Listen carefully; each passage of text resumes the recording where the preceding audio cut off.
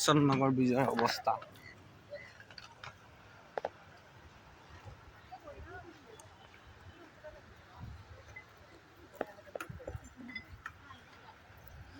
বতৰ এয়া পুৰা ডাৱৰীয়া, বৰষুণ দি গৈছিলে অলপ আগত।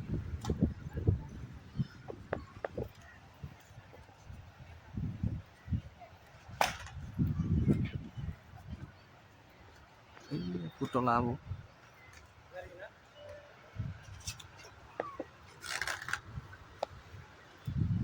এইজন আগত গৈ আছে।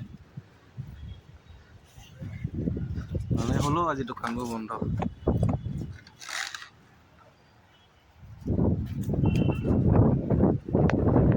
বতাহ পুৰা দি আছে ঐ।